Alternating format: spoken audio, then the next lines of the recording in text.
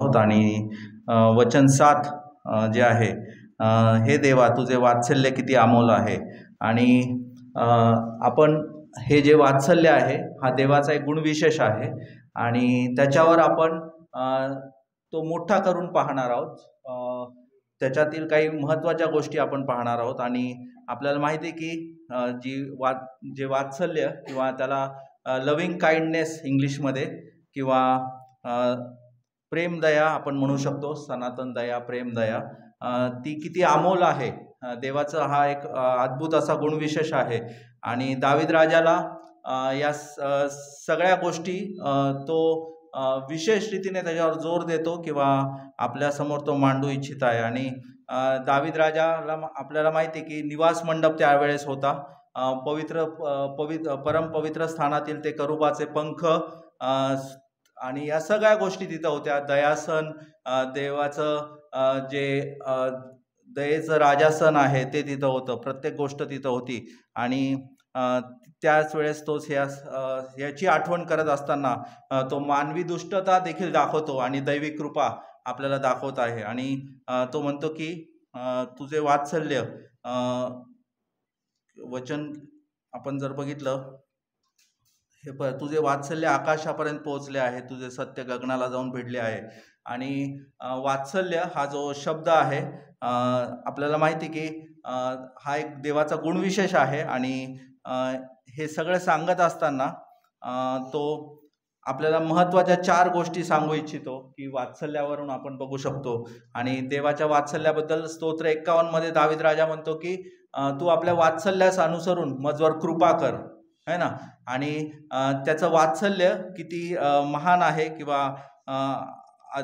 अद्भुत आहे हे आपण इर्मया संदेष्टाच्या पुस्तकामध्ये देखील तिथं आपण वाचतो. आणि तिथं म्हटले की मी सार्वकालिक प्रेम वृत्तीने तुझवर प्रेम करीत आलो आहे, म्हणून मी तुला वात्सल्याने जवळ केले आहे.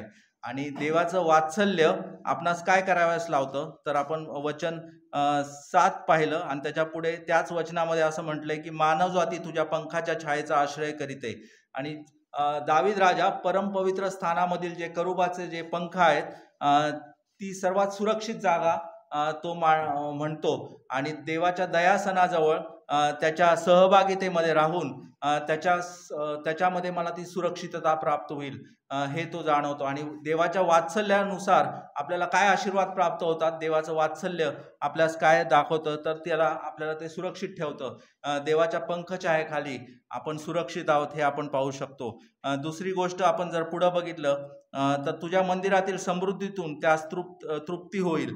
आणि देवाच्या मंदिरातील समृद्धतेतून तो तिथं फक्त आपल्याला सुरक्षित ठेवीत नाही, तर तो आपल्याला समाधान देतो, तो आपल्याला तृप्त करतो, तो आपल्याला आनंद देतो. आणि आपल्याला माहिती की देवानी आपल्या देवपित्यानी त्या ख्रिस्तामध्ये आपल्याला काय केलं, त्या ख्रिस्तामध्ये आपल्याला आपला समेट झाला आणि त्याच्याद्वारे आपल्याला दत्तक पण दिलं. तो आपल्याला त्याच्या मेजावर घेतो, त्याच्या मेजावरील तो जागा आपल्याला देतो. आणि म्हणून तो आपल्याला फक्त सुरक्षित ठेवत नाही, तर त्या मेजावरील सर्व तृप्ती, आनंद, समाधान त्याच्या घरातील त्या कुटुंबाचा भाग तो बनवतो. कुटुंब आपल्याला ते वात्सल्य तो दाखवतो आणि कुटुंबातील तो भाग बनवतो हे आपण पाहतो. तिसरी गोष्ट आपण पाहतो की पुढं म्हटलंय की तू आपल्या आनंद नदीतून त्यास पाशील, कारण जीवनाचा झरा तू जवळ आहे. आणि आपल्याला माहिती की नदी हे सामर्थ्य आणि विपुलतेचं दर्शक आहे. आणि ख्रिस्त हा तो जीवनी पाण्याचा झरा आहे. त्याच्यातून आपल्याला ते आपली आत्मिक तहान भागवली जाते, ज्याच्याद्वारे आपल्याला कधी तहान लागणार नाही. आणि पहिली गोष्ट आपण पाहिली की तो आपल्याला सुरक्षित ठेवतो त्याच्या पंखछायेखाली. दुसरी गोष्ट आपण पाहिली की देवाचे जे लेकरं आहेत किंवा त्या सर्व कृतीच्या द्वारे जे वात्सल्य आहे त्याच्याद्वारे तो आपल्याला त्याच्या मेजावर जागा देतो, त्याच्या घरामध्ये तो आपल्याला तृप्ती देतो, समाधान देतो, समृद्धी देतो. आणि पुढं आपण पाहतो की तो आपल्याला त्या नदीकाठी आहोत, त्या ख्रिस्त जो आपला त्या नदीकाठी आपण आहोत आणि त्याच्याद्वारे तो आपल्याला आपली आत्मिक तहान भागवतो, ज्याच्याद्वारे आपल्याला कधी तहान लागणार नाही. जीवनी पाण्याचा झरा तो आहे. आणि सर्वात शेवटी चौथं जे आहे तिथं पुढं म्हटलं की तुझ्या प्रकाशाने आम्ही प्रकाश पाहतो आणि त्याच्या प्रकाशामध्ये तो आपल्याला घेऊन जातो. त्याचं वात्सल्य आपल्याला त्याच्या प्रकाशामध्ये घेऊन जातं आणि त्याच्या वात्सल्याच्याद्वारे तो आम्हाला मार्गदर्शन करतो त्या प्रकाशामध्ये. आणि योहान 8:12 आपल्याला माहिती की मी जगाचा प्रकाश आहे, जो मला अनुसरतो तो अंधारात चालणार नाही, तर त्याच्याजवळ जीवनाचा प्रकाश राहील आणि तो आपल्याला त्या प्रकाशामध्ये चालवतो. त्याच्याद्वारे आपल्याला ते सर्व आध्यात्मिक आशीर्वाद प्राप्त होतात. तो आपल्याला सुरक्षित ठेवतो. तो आपल्याला त्याच्या मेजावर घेतो, त्याच्या घरामध्ये समृद्धी. आपण त्याची देवाची लेकरं होतो. आपण याजक संतगण असे आहोत आणि मग आपल्याला तो त्याच्या मेजावर घेऊन तो तृप्त करतो, समृद्धी देतो. आपण त्याच्या नदीकाठी आहोत किंवा त्याच्या वात्सल्याच्याद्वारे आपली तो तहान भागवतो, आत्मिक तहान भागवतो आणि त्याच्या वात्सल्याच्याद्वारे तो आपल्याला त्या प्रकाशामध्ये त्याच्या प्रकाशामध्ये आपण राहू शकतो किंवा त्याच्या प्रकाशामध्ये आपण चालू शकतो. आणि हे अद्भुत असे आशीर्वाद आपण पाहू शकतो की देवाचा वात्सल्य किती अमोल आहे. आणि दावीद राजा आपल्याला हे झूम म्हणजे एनलार्ज करून दाखवतो की कशा रीतीने आपण या सर्व गोष्टी पाहू शकतो. येशू ख्रिस्ताच्या जे रक्त त्याने आपल्यासाठी सांडलं, जे बलिदान, जी मुक्ती त्याने आपल्याला दिली, त्याच्याद्वारे आपल्याला या सर्व गोष्टी मिळालेल्या आहेत आणि त्याचं हे वात्सल्य आहे आणि त्याच्याद्वारे त्यांनी आपल्यावरती कृपा केलेली आहे. म्हणून आपण पुढे आराधनेमध्ये पुढे जात असताना या सर्व गोष्टींची आठवण ठेवूया की त्याचं वात्सल्य किती अमोल आहे. त्यांनी आमच्या त्या वात्सल्याच्याद्वारे आम्हाला काय काय आशीर्वाद दिलेले आहेत की आणि या सर्व गोष्टींची आठवण करून आपण पुढे गीतं गाऊया, पुढे आपण आराधनेमध्ये जाऊया आणि परमेश्वराला आपण धन्यवाद देऊया.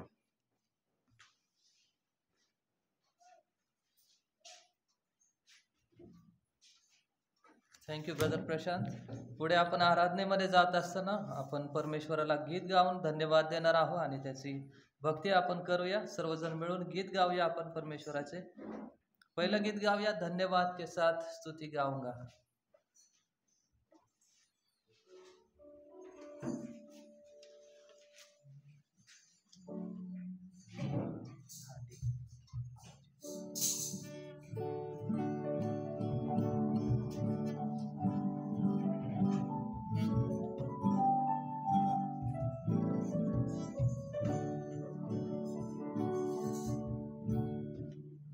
धन्यवाद के साथ स्तुति गाऊंगा, खुदा लोबधारे तेरे यीशु कोटि कोटि स्तुति धन्यवाद के साथ स्तुति गाऊंगा,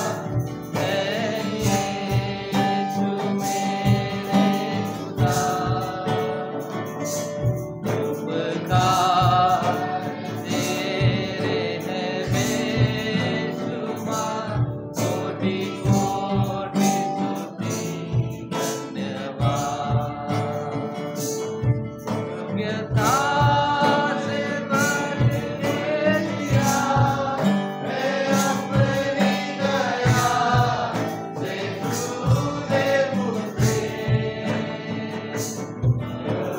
लायक जीवन दिया है अपनी दया से तूने मुझे मांगने से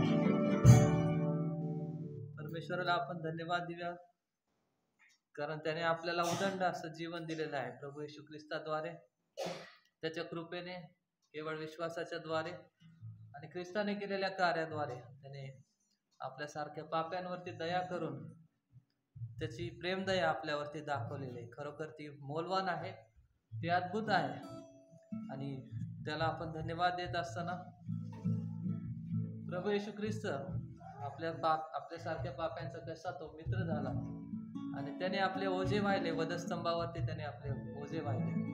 त्या मित्राविषयी आपण हे गीत गाऊया. कोण मित्र येशू वाले, सारे ओझे वाहे.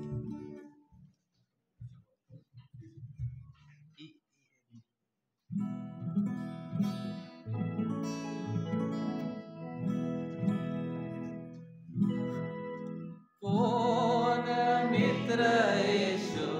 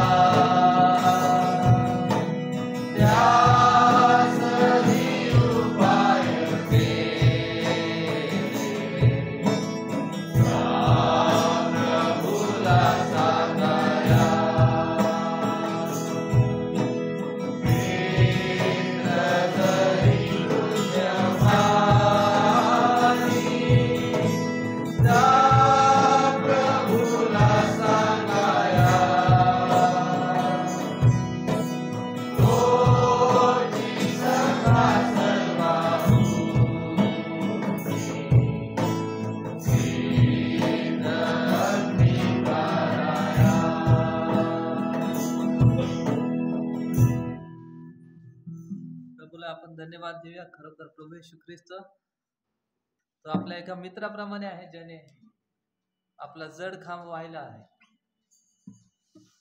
आम्ही जेव्हा अशक्त होतो आणि आम्ही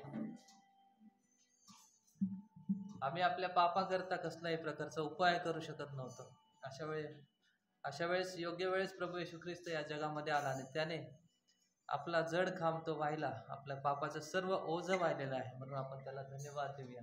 त्याने आपल्याला तुच्छ मानले नाही, तर उलट त्याच्या प्रेमदयेने त्याने आपल्याला वेढलं आणि त्याने आपली प्रीती पवित्र आत्म्याद्वारे त्याच्यावरती विश्वासणाऱ्यांच्या अंतःकरणात त्याने ओतली आहे. म्हणून त्याला आपण धन्यवाद देऊया. ज्यावेळेस आपण कॅटेकिझम रीड करून परमेश्वराचा गौरव करूया. कॅटेकिझम आपण वाचूया.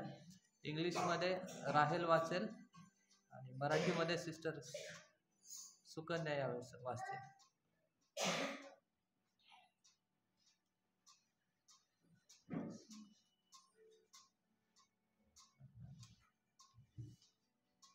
क्वेश्चन नंबर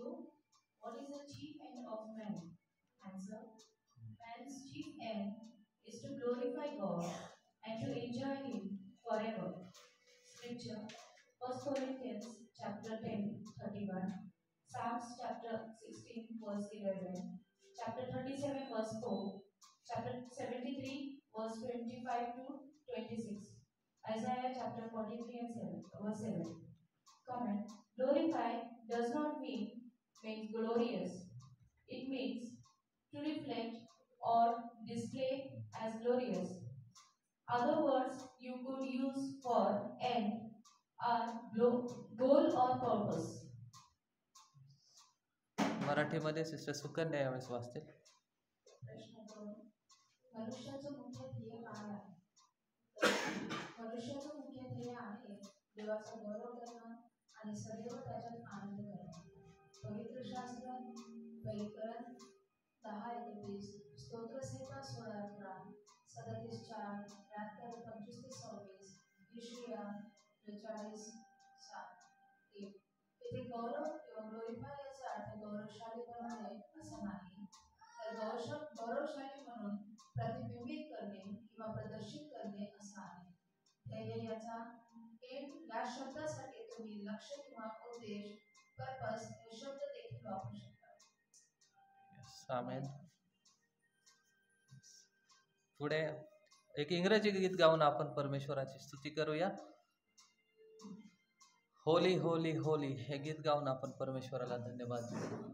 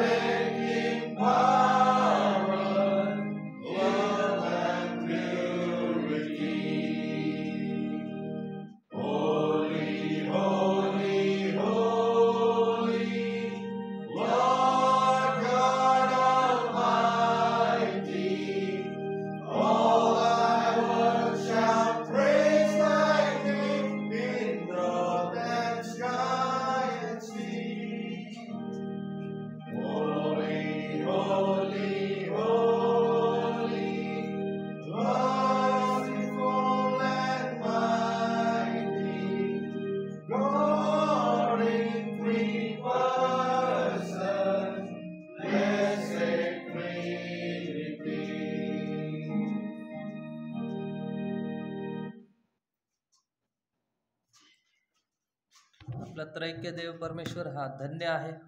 पवित्र आहे म्हणून आपण त्याची उपासना करूया. यावेळेस जर मंडळीसमोर आपल्याला काही साक्ष किंवा उपकारस्तुती सांगायची असेल तर ही वेळ आहे. आपण उपकारस्तुतीची प्रार्थना करू शकता किंवा गीत गाऊ शकता किंवा प्रभूने मागील काही दिवसामध्ये जर आपल्याला काही त्याच्या वचनातून शिकवलं असेल तर आपण यावेळेस ते आपण शेअर करू शकता.